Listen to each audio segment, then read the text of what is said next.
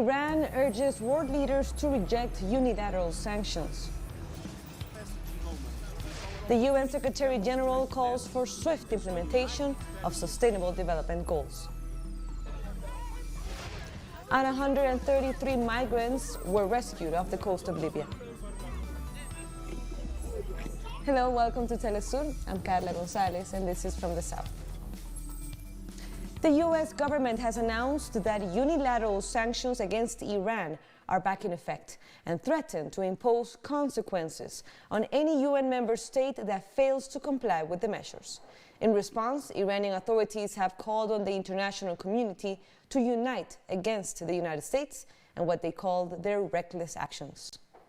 We expect, as it has been shown up until now, the international community and all countries in the world to stand against these reckless actions by the regime in the White House and speak in one voice to stop these actions by the regime in the White House. The regime in the White House has no option just to respect the international regulations and norms and also stop terrorizing the world, stop the illegal and criminal actions, these economic terrorism, unilateral and extraterritorial sanctions against the great nation and people of Iran, and more important, to compensate all the damages caused to my people. Iran also made a call to the United States to stop rebelling and return to the international community, saying the White House has lost sight of its responsibilities. Of course, this is all much ado about nothing, and I imagine these are the most bitter days and hours for the United States. It was their choice to stand on the wrong side of history. They have forgotten what its responsibilities are. Tehran's message for Washington is clear. Return to the international community, to your commitments. Stop rebelling, and the world will accept you. So the U.S. decided to resume sanctions against Iran, allegedly due to the country's non-compliance with its commitments under the Joint Comprehensive Plan of Action, also known as the Iran nuclear deal. According to the U.S. Secretary of State Mike Pompeo, the decision came after the UN Security Council voted against extending the 13-year-old arms embargo on Iran. On Monday, the Trump administration will issue an executive order explaining how it will implement the sanctions. The U.S. Treasury Department will also explain which foreign individuals and companies will be penalized. Venezuelan authorities have rejected a report issued by the Office of the UN High Commissioner for Human Rights, centered in the country. These so-called experts issued a report. They did not come to Venezuela because, from the first day, we advised the UN Human Rights Council, very diplomatically, that we were already working with a particular resolution, and the Venezuelan state is coherent and consistent with all political positions.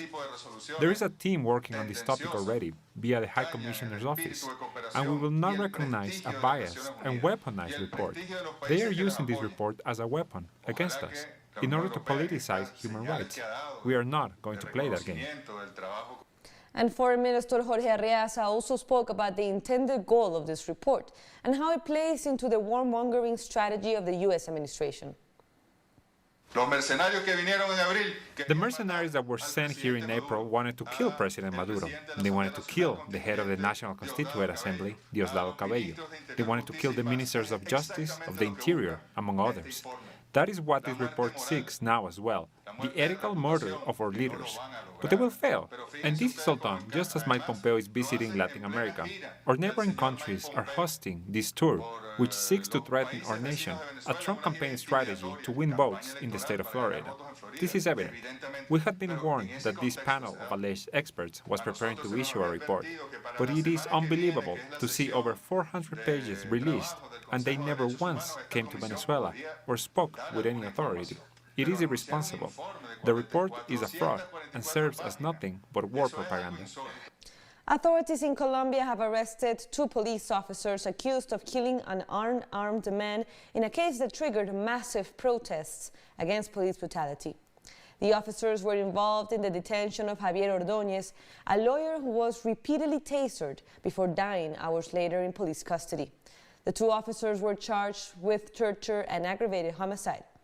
During the protests, which took place 10 days ago, 13 people were killed, allegedly shot by police.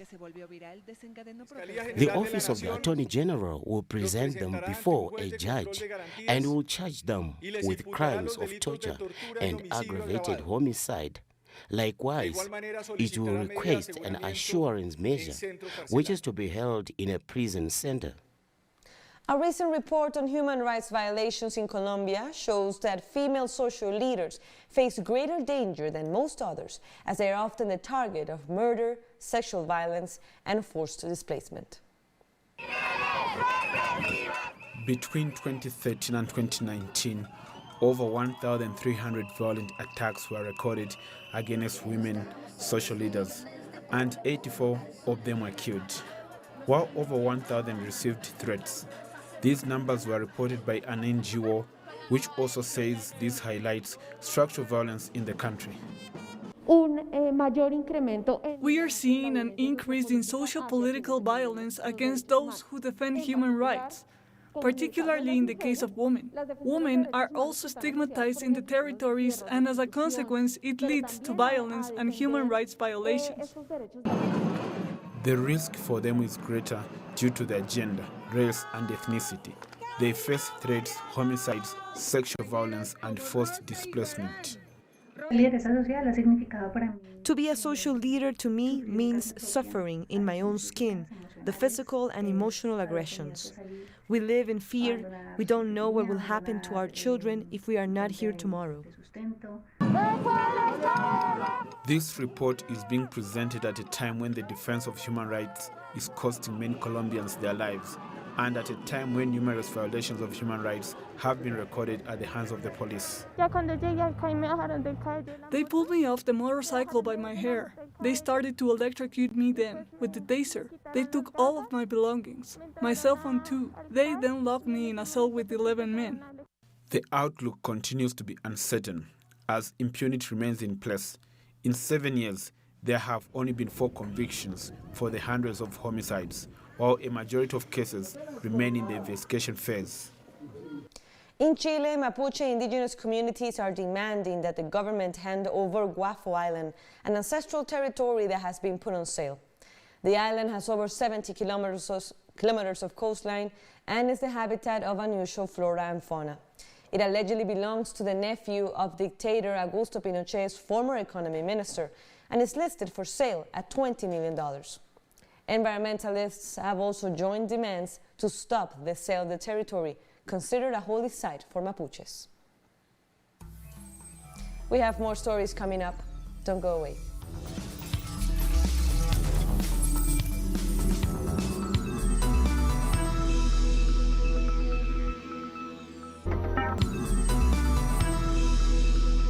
Welcome back.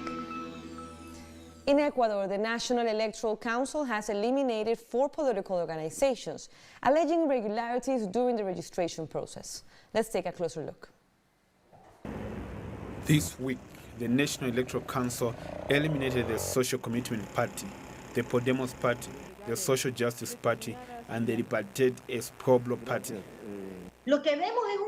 What we see is a biased National Electoral Council. Before this decision, I thought the council was under pressure, but no. The Electoral Court is complicit in the destruction of democracy in the country. In the face of repeated attempts to prevent the participation of the Citizens' Revolution Party in the upcoming elections and the disqualification of the candidates of former President Rafael Correa, journalist Carlos Raspaco was chosen as the new vice presidential candidate by the Democratic Center Party. We need to start believing that better times are ahead. We have to start building a society that safeguards well-being, a society that respects rights, and that recovers independent justice, without interfering in any political process and without persecution. Rabasca is a well-known opinion journalist specialized in economic issues. In 2016, the National Confederation of Ecuadorian Journalists designated him as the best interviewer for Ecuadorian television. We dream of an Ecuador with territorial equity, with social inclusion. We dream of an Ecuador under the protection of social justice. The anguish and the desperation felt by 17 million Ecuadorians will soon come to an end. Without a final budget approved and with growing delays, the National Electoral Council approved general elections to be held on February 7, 2021. Bolivia's de facto president, Yanin Áñez, pulled out from the October elections earlier this week in hopes of giving the right wing a boost against the movement towards Socialism Party. There's more in this report. After the publishing of a latest poll to show that the movement towards Socialism Party is well on its way to win a first-round victory during October's elections, the de facto president removed her name from the race. I am setting aside my candidacy for president in order to safeguard democracy. This is not a sacrifice, it's an honor. I do this despite the risk it could further split the vote and lead to a mass victory in October. The candidate said to benefit the most from the decision is Carlos Mesa, who has remained in second place in most polls. The right wing hopes to strengthen his platform, hoping to force a run of votes. We salute the president's decision to drop out of the race. We believe this will allow any of our potential voters to place their hopes on a candidate that has a chance to beat the left wing. But the leading party has said this strategy is doomed to fail. De ninguna manera nos afecta ni nos beneficia, ¿no? This doesn't affect us, nor does it benefit us. It's simply a decision they took. There are shortages everywhere, of fuel, of medicine, of food. There are protests nationwide against price hikes. There are too many topics that the right has left by the wayside. The Electoral Court has said they have not yet received any official document in regards to Áñez's withdrawal. As such, the question remains on whether only Áñez is dropping out or if her entire alliance is disbanding. Political parties had the chance to substitute a candidate until September 3. After that date passed, a candidate may drop out, but the parties they represented cannot nominate a new candidate. But the Juntos alliance has clarified they will remain in the race. With Áñez's exit, the right wing is down to 6 candidates to face off against Luis Arce, the candidate for the MAS party. The president of Peru survived an impeachment vote late on Friday. Martín Vizcarra was accused by members of Congress of inciting aides to lie to anti-graft investigators. This in turn led to the impeachment proceedings. After a 10-hour debate, only 32 legislators voted for his dismissal, while 78 voted against and 15 abstained. In the last 8 days, we have put aside all the people who are in bad financial situation, who have businesses collapsing and debts for medical clinics, and who have health problems. We have put them aside for 8 days because of everything that has happened this week and because of what we have done as authorities. What we have to do from now is to resume the work based on an agenda in favor of the people. In the island of Roatán, located in Honduras, COVID-19 cases are on the rise, a situation that is taking a toll on the only hospital in the area. More details in this story. The collapse in the only hospital in Roatán is apparent. Spaces are limited, and families have to stay meters away from their relatives, hoping for good news to encourage them. Los pacientes están en los pasillos. Patients have to lie in the corridors. The doctors are taking care of my grandmother, but others die sitting on benches. My grandmother was sitting in a bench for about 4 hours without receiving treatment.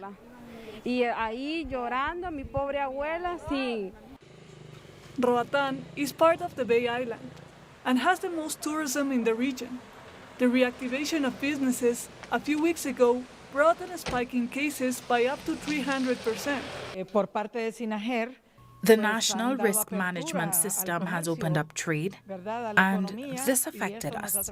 We were the first to close down months ago, and now we are in the same situation as other departments. Many agree that strengthening the public health system should have come before an attempt to reactivate the economy, as the Roatán hospital has no oxygen tanks or beds available. The island does not have oxygen plant, and people have to find treatment elsewhere.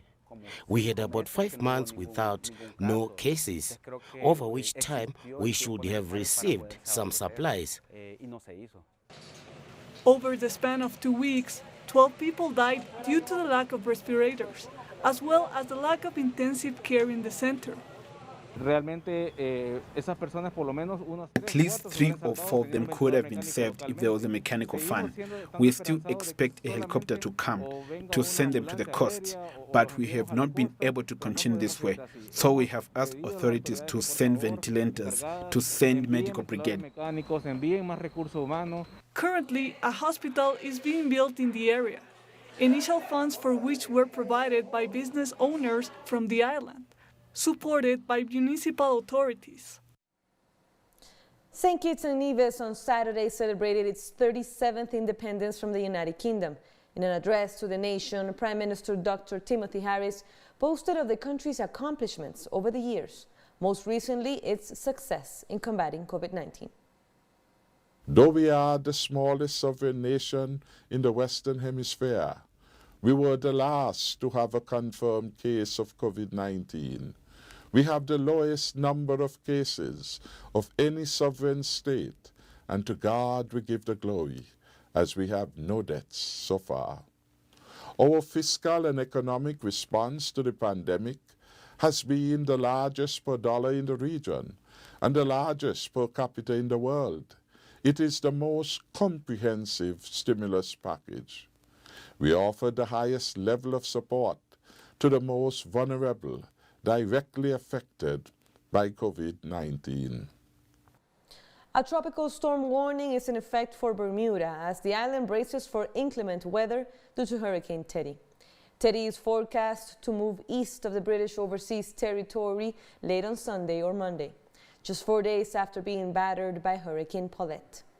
Teddy, a Category 4 storm, is not currently posing a direct threat, but it is expected to transition to a powerful post-tropical cyclone as it moves near or over portions of Atlantic Canada. Early next week, large swells produced by Teddy are expected to affect portions of the Leeward Islands, the Greater Antilles, the Bahamas, and the east coast of the United States. Meanwhile, in the southernmost part of the Caribbean, Trinidad and Tobago is reeling from the effects of Hurricane Teddy.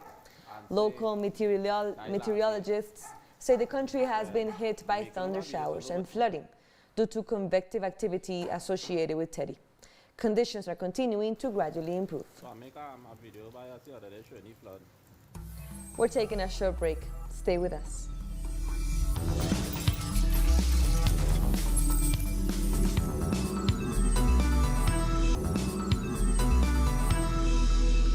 Thank you for joining us again.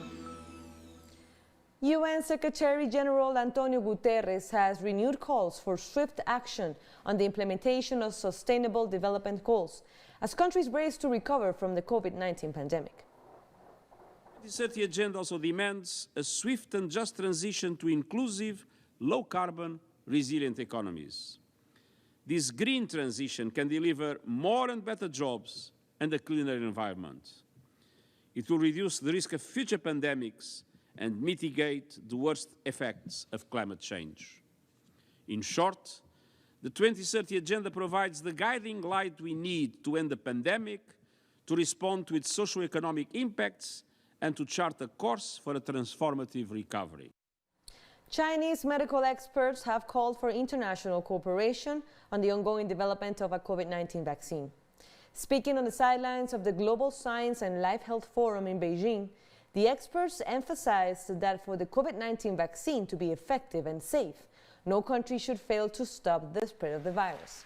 According to the World Health Organization, Chinese biological companies have developed more than half of the candidates for COVID-19 vaccines that have entered phase 3 clinical trials. In Germany, hundreds gathered in one of Berlin's wealthiest neighborhoods on Saturday to express their anger at the way the government of Chancellor Angela Merkel has handled the pandemic. This mobilization was part of nationwide demonstrations under the banner, "The rich should pay for the crisis," arguing that the working class and the disadvantaged families are being disproportionately affected by the economic effects of the pandemic. Germany has reported close to 250,000 cases of COVID-19 and over 9,000 deaths. We see that in the times of the crisis, the rich are trying to take rights from the poor. They're trying to reduce the minimum wage in Germany. These are things that are openly discussed in the moment, and I'm sure that we should go out on the street and show there's nothing to take away from the people who are actually doing all the work. Merkel and all of her associates are responsible for using the instruments at their disposal to protect renters, to protect citizens, to protect the environment, and to protect the world from the coronavirus. They could do that, but instead they are caught up in allowing the rich to become even richer. That won't do. In France, one person has been reported missing and hundreds have been evacuated after torrential rain swept through southern parts of the country. The Gard regions was on a red alert after as much as 350 millimeters of rain fell. At least 10 departmental roads were cut off, leading to one village being isolated. Helicopters have carried out rescue missions and some 650 rescue personnel were mobilized, as around 200 people have been led to safety.